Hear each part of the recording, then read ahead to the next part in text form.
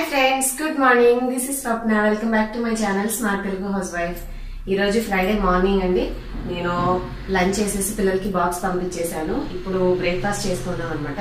వాళ్ళిద్దరికి చేసి పంపించేసాం కదా, తర్వాత నా కోసం చేసుకున్నాను. ఇంకొకటి చిన్నది వేద్దామని వేస్తున్నాను. మీ అందరికీ చెప్పాను కదా, మినపప్పు రొట్టె చేస్తూ ఉంటాను అప్పుడప్పుడని. సో ఇవాళ మా బ్రేక్ఫాస్ట్ అదే అండి. బ్రేక్ఫాస్ట్ అయ్యే లోపల ఇది తింటూ ఉన్నాను. చాలా మంది వీక్ గా ఉన్నాము, రక్తం పట్టడానికి ఏదైనా టిప్స్ చెప్పండి అంటూ ఉంటారు. మనము ఖర్జూరాలు తీసుకుంటే ఐరన్ అనేది ఎక్కువ ఉండడం వల్ల మనకి రక్తం పట్టడానికి మంచిగా హెల్ప్ అవుతుందండి. ఇవేంటంటే ఈ ఖర్జూరాలు కొంచెం కాస్ట్ ఎక్కువ.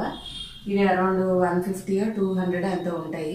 ఈ బాక్స్ లో వస్తాయి అనమాట. ఇట్లా బ్లాక్ గా ఉంటాయి. నార్మల్ రెగ్యులర్ ఖర్జూరాలన్నీ తీసుకోవచ్చు. మీరు ప్రతిరోజు మనం ఏదైనా ఫుడ్ తీసుకున్న తర్వాత కాకుండా కొంచెం ఎంటీ స్టమక్ లో ఒక 2 లేదా 3 అలా తీసుకుంటూ ఉంటే, ప్రతిరోజు తీసుకుంటూ ఉంటే నిదానంగా మనకి డెఫిషియన్సీ అనేది తగ్గుతూ వస్తుంది అనమాట. ఓకేనా అండి. ఇది కూడా మీకు ఆల్రెడీ నేను యాపిల్ జ్యూస్ ఏదో చేసినప్పుడు చూపించాను డేట్స్. ఫస్ట్ అయితే నేను కొంచెం ఇంకొకటి బ్రేక్ఫాస్ట్ చేసేస్తాను. ఇవాళ లంచ్ వచ్చేసి దోసకాయ టమాటా పప్పు చేస్తాను. నా ఫేవరెట్. నాకు దోసకాయ టమాటా పప్పు అంటే చాలా ఇష్టం. సో మీరే వెరైటీ ఇష్టపడతారో చెప్పాలంటే కామెంట్స్ లో చెప్పండి. ముందైతే నేను బ్రేక్ఫాస్ట్ చేసేస్తాను. టైంకి తినాలి కదా. ఈ టైంకి తినకపోతే మళ్ళీ కాసేపు దాటినంటే మళ్ళీ లేట్ అయిపోతూ ఉంటుంది. కానీ బ్లాగింగ్ చేయాలంటే ఫన్నీగా ఉంది. ఎందుకంటే ఎదురు మనిషి లేకపోయినా సరే ఉన్నట్టుగా ఫీల్ అయ్యి మనం చెప్పాలి అంటే ఫస్ట్ లో కొంచెం ఇదిగా అనిపించేది. బట్ ఇప్పుడైతే అలవాటు అయిపోయింది. కెమెరాలో ఒక మనిషిలా ఫీల్ అయిపోయి నేను మాట్లాడుతున్నాను అనమాట. మీకు తెలియదు కదా, మీరు నన్ను చూస్తుంటే నేను మీకు చెప్పినట్టు ఉంటుంది. కానీ నేను షూట్ చేసేటప్పుడు నాకు ఒక అన్నోన్ పర్సన్ లాగా, అది ఒక స్టేబుల్ గా ఏమీ స్పందించిన ఒక వస్తువుతో మాట్లాడుతున్నట్టు అనిపించి కొద్దిగా ఫన్నీ అనిపిస్తుంది. బట్ అలవాటు చేసుకుంటాను. ఇదేం లేదండి, మినపప్పు కొంచెం గ్రైండ్ చేసేసి దాంట్లో కొంచెం బియ్యపు రవ్వ కానీ ఇడ్లీ రవ్వ కానీ వేసుకుంటే కాస్త ఉప్పు వేసుకుని చేసుకోవచ్చు. లేదంటే మనము ఉల్లిపాయ, పచ్చిమిరపకాయ, కొంచెం కరివేపాకు అట్లా వేసుకున్నా చేసుకోవచ్చు. కొంతమంది నేను ఇట్లా పల్చగా ఇష్టపడతాను. కొంతమంది ఏంటంటే దగ్గరగా లావుగా వేసి మధ్యలో చిన్న హోల్ పెట్టి ఆయిల్ వేసి మూత పెట్టి నిదానంగా మగ్గించి అట్లా చేస్తుంటారు. అది కొంచెం లాంగ్ ప్రాసెస్. మనకి ఉదయం పూట అంత ఓపికగా ఒక్కొక్క మనిషికి అట్లా చేయడం కష్టం కాబట్టి కాస్త పల్చగా ఉంటే త్వరగా కాలిపోతుంది కదా, అందుకని నేను ఈ ప్రాసెస్ ప్రిఫర్ చేస్తాను. ఇంకా ఇదే పిండిని ఆయకుడం లాగా కూడా వేసుకుంటూ ఉంటారు. ఆయకుడం అంటే ఆవిరి మీద ఉడికించుకుంటాం కదా, దానికి సపరేట్ గా ఒక చిన్న పాత్ర లాగా దొరుకుతుంది, దాంట్లో వేసుకోవచ్చు. అంటే మనం ఇక్కడ ఆయిల్ చేస్తాము, ఆయిల్ వద్దు కొంచెం బలంగా తినాలి ఆయిల్ లేకుండా అనుకుంటే ఆయకుడం లాగా వేసుకోవచ్చు. పర్వాలేదు, పిల్లలకి ఆయిల్తో చేసిన ప్రాబ్లం లేదు కాబట్టి ఇలా చేసుకునే సరిపోతుంది. ఇది నేనేంటంటే నేను మోడిఫై చేసుకునే ప్రాసెస్. రెగ్యులర్ గా దిబ్బ రొట్టె కానీ మినప రొట్టె అంటే బాగా లావుగా వేసి కాలుస్తారు. నేనేంటంటే అటు దోశ కాదు, ఇటు దిబ్బ రొట్టె కాదు, మీడియం వర్షన్ లో నా కన్వీనియన్స్ ప్రకారం వండుకుంటూ ఉంటాను. ఆల్మోస్ట్ నా రెసిపీలన్నీ కూడా ఒక కైండ్ ఆఫ్ ఎక్స్పెరిమెంటల్ లాగానే ఉంటూ ఉంటాయి అనమాట. అంటే మనకి మన టైంని బట్టి, మనం తినే టేస్ట్ని బట్టి చిన్న చిన్న మార్పులు చేసేస్తాను. కానీ అథెంటిక్ గా ఆ రెసిపీ ఎలా ఉందో అదే పద్ధతిలో చేయడం అయితే మాత్రం నాకు పాసిబుల్ అయిన దాన్ని బట్టి చేస్తాను. లేదంటే నాకు తగ్గట్టుగా మోడిఫై చేసేసుకుంటూ ఉంటాను వర్షన్. మీరేం తిన్నారు బ్రేక్ఫాస్ట్ చెప్పండి. మా అబ్బాయిని చూసాను కదా మీకు వీడియోలో, ఎలా అనిపించింది? ఇంకా నేను ఆ వీడియో పోస్ట్ చేయలేదు. ఇప్పుడు నేను షూట్ చేసే టైంకి అయితే ఇంకా పోస్ట్ చేయలేదు. నేను అది ఉదయాన్నే చేయొచ్చు అని అనుకోని చెప్పేసి మర్చిపోయాను అనమాట. సో డిలే అయిపోయింది. అలా అలా అలా అలా మర్చిపోయాను. పిల్లల పనిలో పడిపోయి కాస్త అది ఇంకా పబ్లిష్ చేయాలి. ఇప్పుడు 8:30 దాటింది కదా. యూజువల్ గా మీకు 8:30కి వేసేస్తున్నాను కదండి వ్లాగ్. సో మేబీ లేట్ అవుతుంది అది ఈ రోజు మీకు రావడం. నిన్న మీకు లేట్గా వచ్చి ఉంటుంది. ఎందుకంటే నెక్స్ట్ డే కదా మీరు ఈ వ్లాగ్ చూసేది, అందుకని చెప్తున్నాను అనమాట.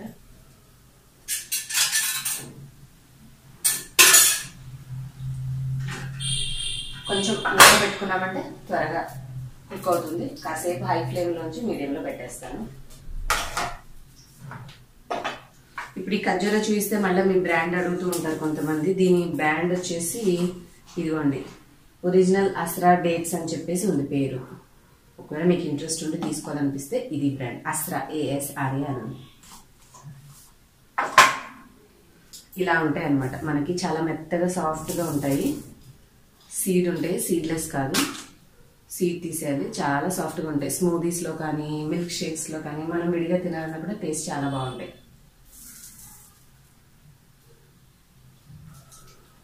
ఇంకా సిమ్లో పెట్టేసేసుకొని వెనకాల కాలిన ఇలా అయినా కాల్చుకోవచ్చు. మీరు కొంచెం ఇట్లా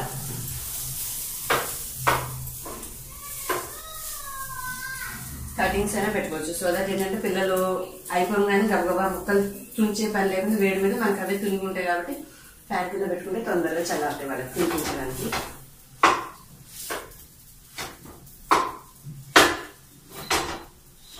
సో నేను ఇట్లా పార్టిషన్స్ చేసేస్తాను. మనం వేడి మీదే చేయాలి, కొంచెం సాఫ్ట్గా ఉన్నప్పుడు. గట్టిపడిన తర్వాత మళ్ళీ మనం ముక్కలు ఇట్లా బ్రేక్ చేయాలంటే అది కుదరదు, స్టిఫ్గా అయిపోతుంది రొట్టె. సో కాస్త ఇట్లా తిప్పగానే చేసేస్తే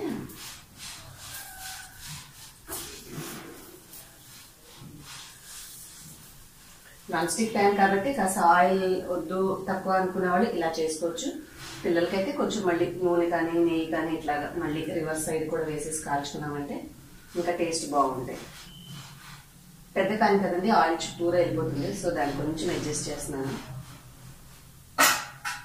కాసేపు మూత పెట్టామంటే అయిపోతుంది. సో నా బ్రేక్ఫాస్ట్ ఎంజాయ్ చేస్తాను. మళ్ళీ నెక్స్ట్ వర్క్ కలుద్దాం. ఓకే. ఇంకా ఈవినింగ్ వచ్చేసానండి. ఈవినింగ్ టైంలో నేను పాపకి బ్రెడ్ ఆమ్లెట్ చేశాను. సో దానికోసం వెజిటేబుల్స్ కట్ చేసుకుంటున్నాను. కొత్తిమీర, పచ్చిమిర్చి, ఉల్లిపాయలు ఇవన్నీ చిన్న చిన్నగా కట్ చేసుకోవచ్చు, లేదంటే మనం చాపర్లో అయినా సరే కట్ చేసుకుంటే చిన్నగా అయిపోతుంది.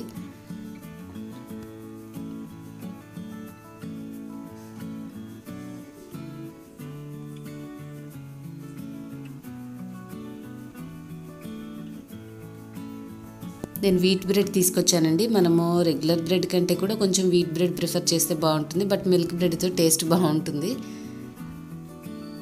ప్యాన్ ఆల్రెడీ పెట్టేసేసి కొంచెం సిమ్లో పెట్టుకొని నేను వెజిటేబుల్స్ కట్ చేసుకుంటాను, త్వరగా అయిపోతుందని చెప్పేసి.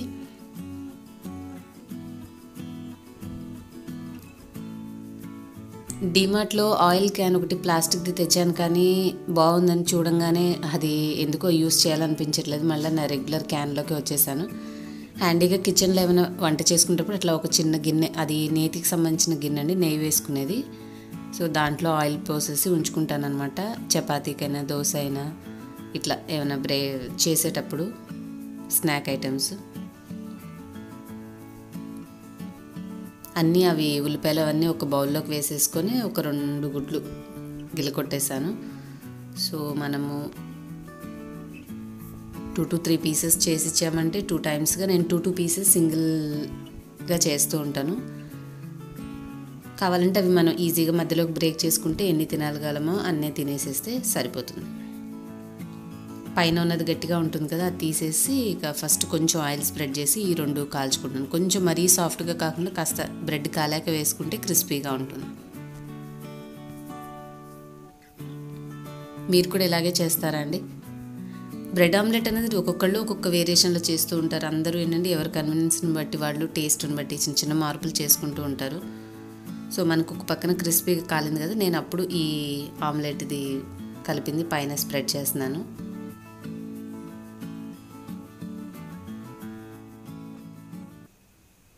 ఇంకా ఉంటే కొంచెం క్యారెట్ తురుము కూడా వేసుకుంటే బాగుంటుంది కలర్ఫుల్గా. గుడ్ ఏంటంటే ఓపెన్గా ఉంచి కుక్ చేయడం కంటే కాస్త మూత పెడితే ఆవిరికి త్వరగా కుక్ అయిపోతుంది కాబట్టి మనకు పని త్వరగా అయిపోతుంది. అలా పెట్టేసి రివర్స్ చేసామంటే బ్యాక్ సైడ్ కూడా ఈవెన్గా కాలుతుంది. మనము ఫోల్డ్ చేసేసుకున్నామంటే ఫోర్క్తో తీసుకుని తినడానికని, లేదంటే ఒక బర్గర్ లాగా పట్టుకొని తినడానికని టేస్టీగా బాగుంటుంది ఇక పిల్లలకి. సో ఒక సెట్ అయిపోయింది. నెక్స్ట్ ఇంకొకటి వేసేస్తాను. మీరేం చేశారు స్నాక్స్ మీ పిల్లలకి?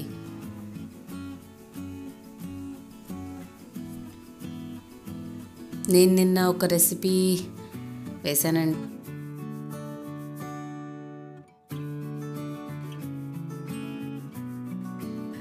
అది మీరు చూడకపోతే చూడండి, అది కూడా బాగుంటుంది. అంటే రెగ్యులర్ ఆమ్లెట్ కంటే కూడా కొంచెం డిఫరెంట్గా మనకి లావుగా మందంగా వస్తుంది. దాన్ని మనం ఇట్లా బ్రెడ్ స్లైసెస్లో పెట్టుకొని తిన్నా కూడా ఒక బర్గర్ తిన్న ఫీలింగ్ వస్తుంది అనమాట.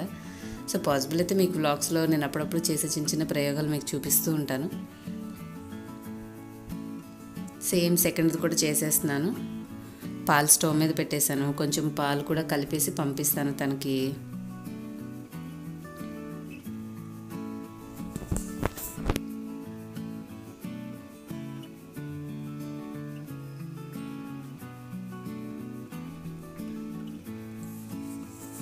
అంతేనండి, ఇలా చేసుకున్నామంటే సింపుల్గా త్వరగా అయిపోతుంది పిల్లలకి స్నాక్స్ టైంకి. పాలు నేను ప్లాస్టిక్ టమ్లర్స్లో పంపించనండి, ఎందుకంటే కొంచెం వేడిగా పోస్తాను కాబట్టి. ఇట్లాంటి స్టీల్వి కొద్దిగా పొడుగ్గా ఉన్నవి గాజువి పంపిస్తే తను 2-3 డేస్ తీసుకెళ్తుంది, 3వ రోజు పగలగొట్టేస్తుంది. ఇంకా లాభం లేదని నేను పప్పులు పోసిన ఈ డబ్బాలో పప్పులు తీసేసి ఇక అందులోనే పాలు తిరగొట్టేసి పంపించేసాను. ఇదైతే పగిలే పని ఉండదు కదా. ఏమైనా చిన్న చిన్న మరకలు పడితే త్వరగా తుడిచేసుకోవడానికి ఎప్పుడు హ్యాండీగా కిచెన్లో టిష్యూ పేపర్స్ ఉంచుకుంటే మనకి పని అనేది చిన్న చిన్న మరకలు కూడా మసిబట్టతో తుడవడమో లేదంటే ఇంక వేరే క్లాత్తో తుడిస్తే అది ఊరికే ఉతుక్కోవడమో ప్రాబ్లం ఉండదన్నమాట. మనము వాళ్ళకి సర్దే బాక్సెస్లో ఇలా అడుగున కవర్ వేస్తే ఏమైనా ఒలికినా కూడా మనం పెట్టిన ఫుడ్ అనేది మనకి బ్యాగ్ తొందరగా ఖరాబ్ కాకుండా ఉంటుంది. సో ఇలా ప్యాక్ చేసేస్తే వాళ్ళకి తీసుకెళ్ళడానికి ఈజీగా ఉంటుంది. అంతేనండి, సింపుల్ వ్లాగ్ మీ అందరికి నచ్చింది అనుకుంటున్నాను. నచ్చితే లైక్ చేసి షేర్ చేయండి. ఇలాంటి మరిన్ని మంచి వీడియోస్ చూడాలనుకుంటే నా ఛానల్ సబ్స్క్రైబ్ చేసుకోండి. ఇంకొక మంచి వీడియోతో మళ్ళీ మిమ్మల్ని మీట్ అవుతాను. Till then bye bye. Thanks for watching.